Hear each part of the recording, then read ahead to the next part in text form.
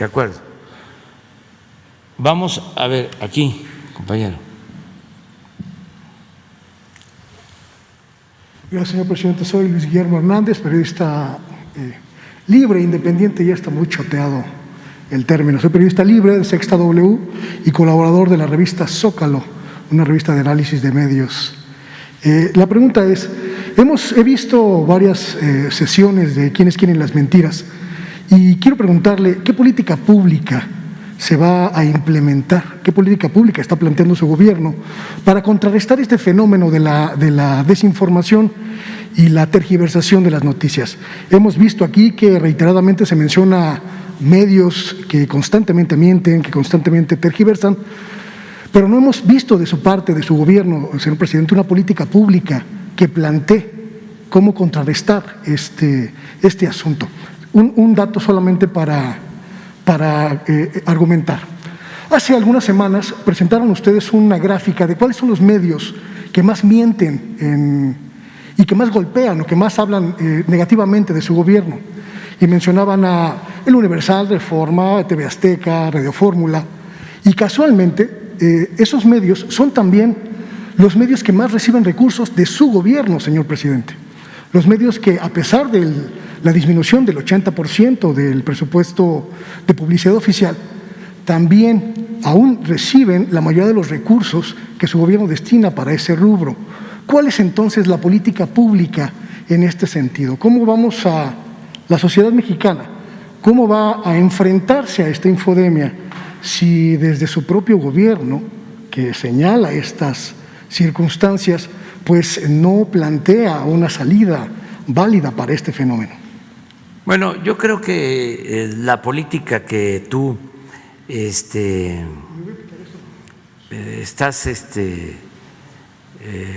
demandando con argumentos es esta.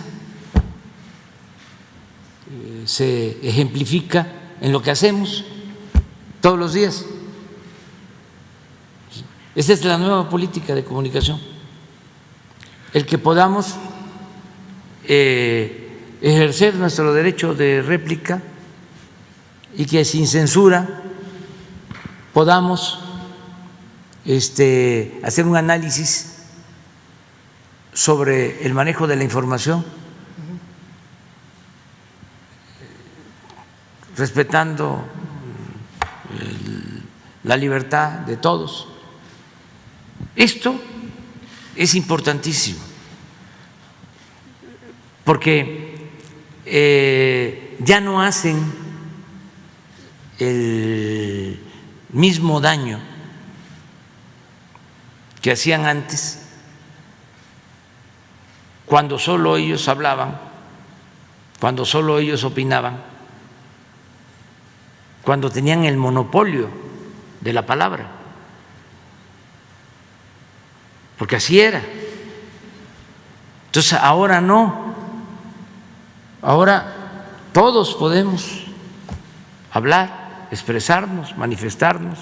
Pero no todos tienen el mismo impacto con esa expresión, señor presidente. Todos, porque si hay 50 millones de usuarios de Internet, todos pueden opinar. Por eso hablo de las benditas redes sociales. Y ya no se da el dinero que se les entregaba anteriormente. No se deja de tener publicidad porque pues se requiere, pero nada que ver con lo que se entregaba anteriormente. ¿Y por qué no promover, por ejemplo, ahora que lo menciona, la ley de publicidad oficial? Es exactamente la misma que regía en el gobierno del presidente Enrique Peña Nieto, una ley que, pues, en términos llanos es muy discrecional. ¿Por qué no promover una nueva regulación que imponga criterios, pues, más objetivos? No. O que obligue a los medios a garantizar la pluralidad informativa, a garantizar el derecho a la información de la sociedad?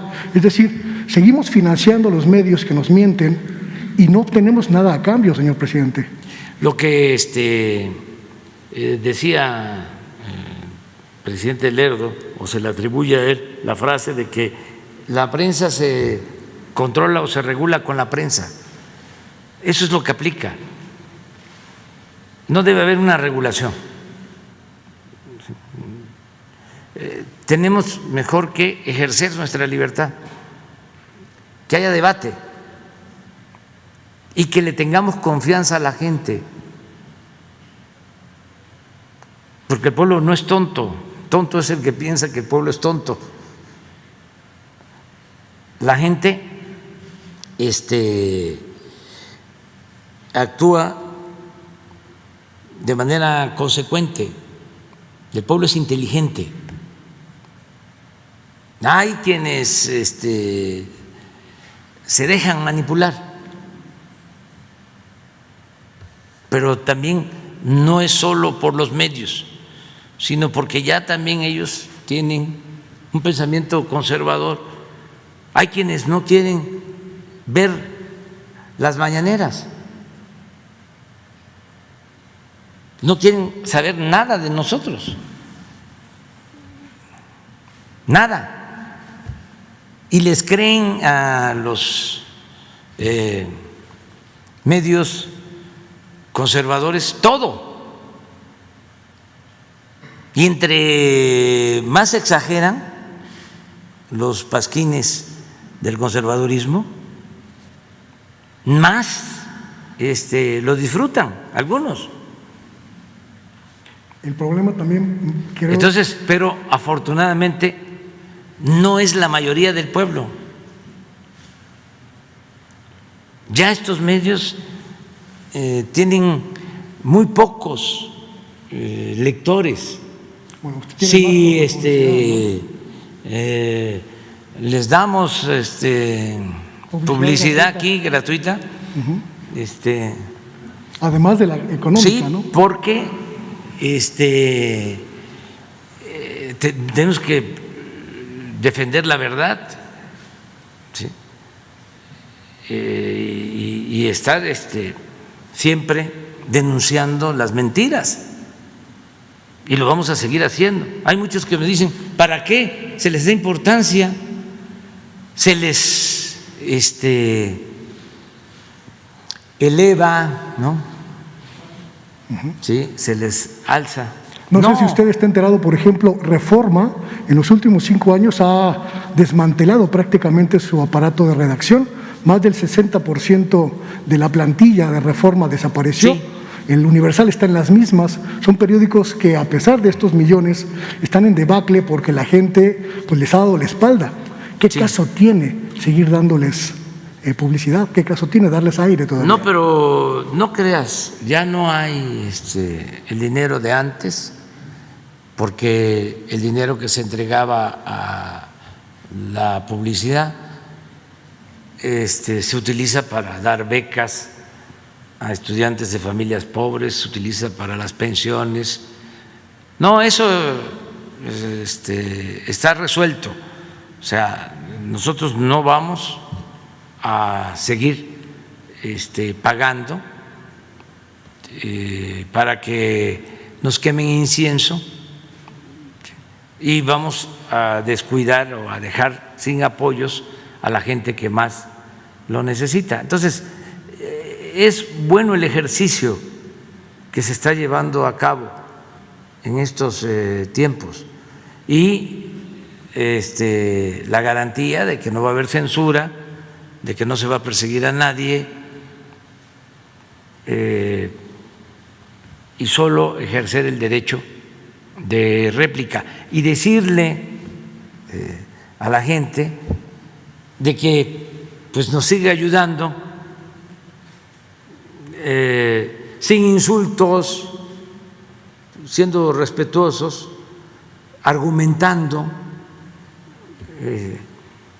enfrentando pues toda la campaña de calumnias y de mentiras. Hay un poema de Rubén Darío que se llama La calumnia. lo pongo en mi nuevo libro, que por cierto ya lo entregué a la editorial y va a salir a finales de mes.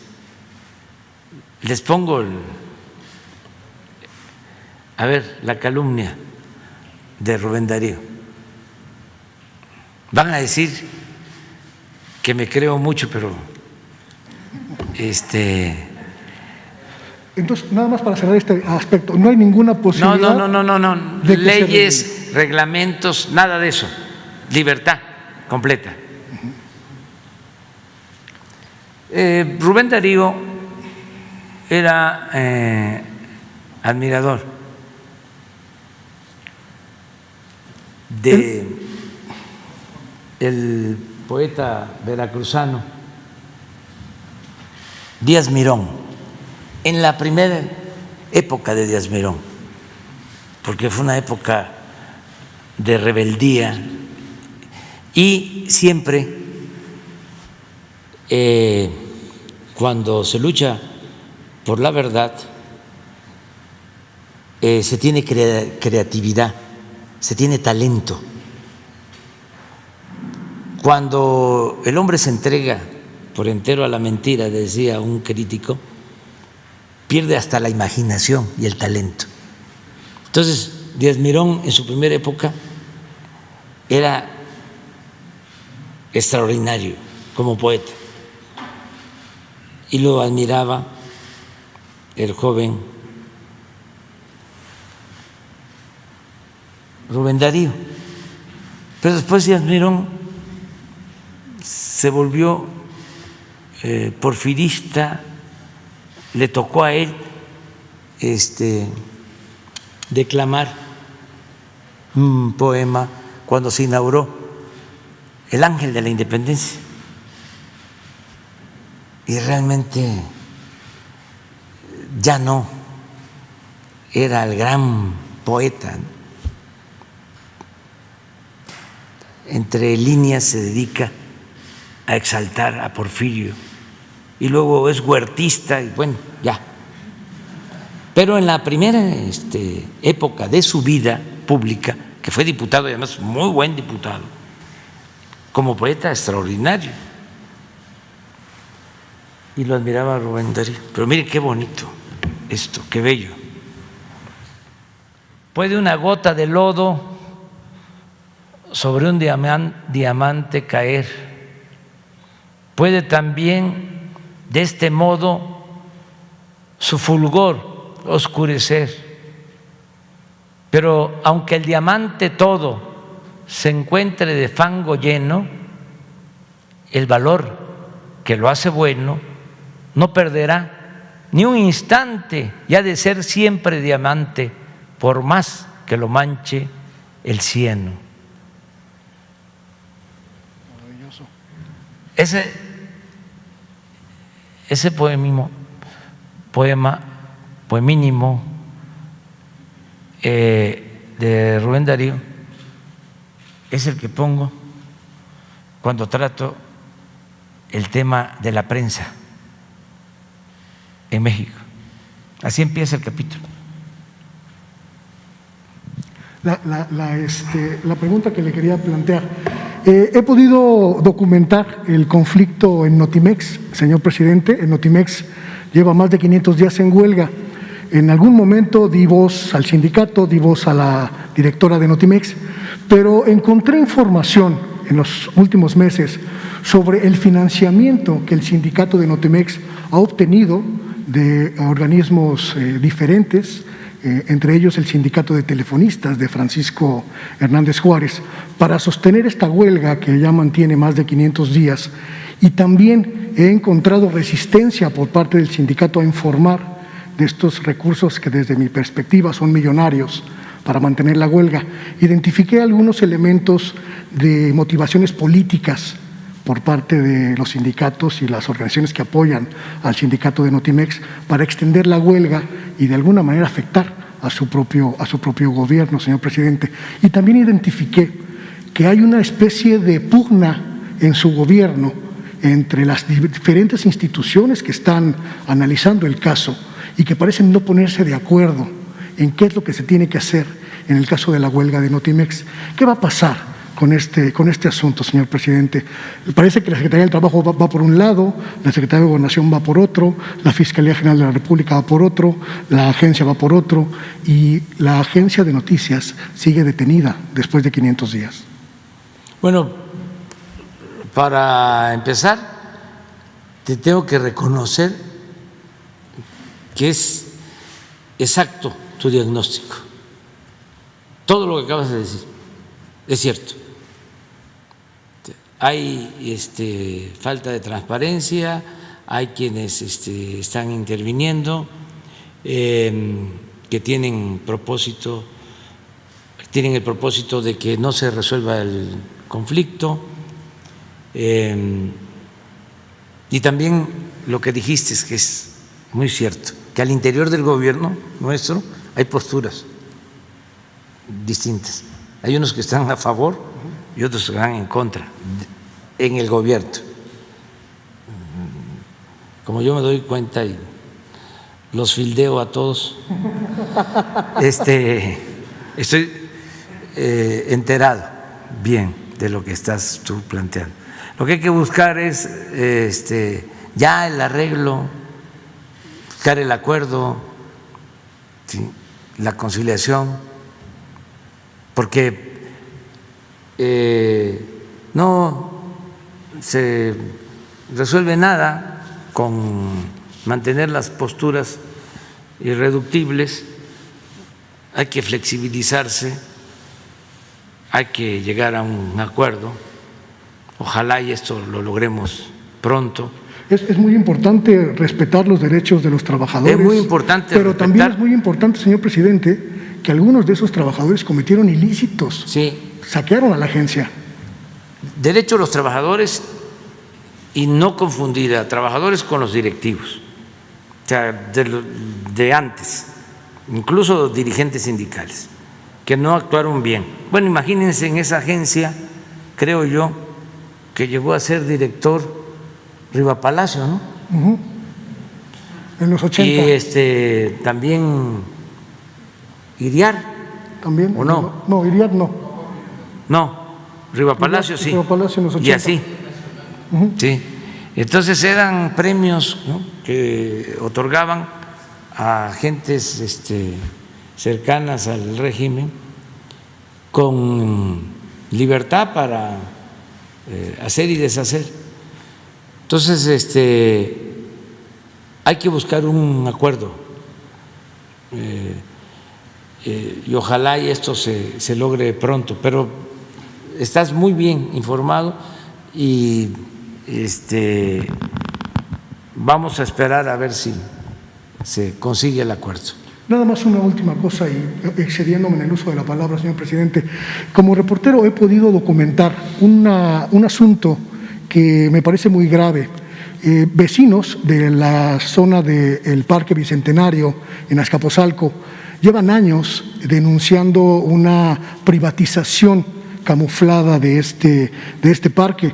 A finales del sexenio de Enrique Peña Nieto, el exsecretario de Medio Ambiente, Ricardo Paquiano, entregó el parque en concesión a una empresa privada, argumentando que era ocioso y que ya no servía para los fines que había sido utilizado. Se lo entregó al INDAVIN para que lo administrara y a su vez el INDAVIN lo entregó de manera poco clara y diría yo incluso hasta corrupta el parque a una empresa que lo administre.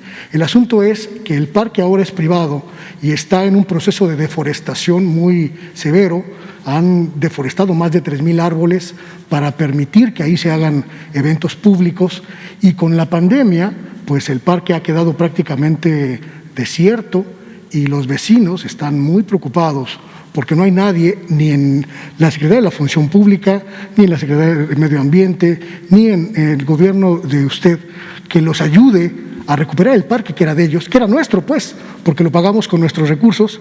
Quizá fue el único acto positivo que llevó a cabo el mal llamado carnicero de Michoacán, Felipe Calderón, en su gobierno, entregar este parque a la ciudadanía. un parque que era, insisto, gratuito y que ahora es una concesión privada. No sé si haya posibilidades de que su gobierno pues revise este caso. Sí, te ofrezco y desde luego a los vecinos, ¿no?, que voy a hacer una revisión del asunto. Ya tenía información al respecto, pero vamos a analizarlo, a revisarlo. Le voy a pedir a la secretaria de Medio Ambiente que lo atienda y si no están cumpliendo con una función social, que se les revoque la concesión, pero analizar primero qué está sucediendo. Y sí vamos a intervenir. Gracias, señor O sea, presidente. que le comentes eso. Gracias.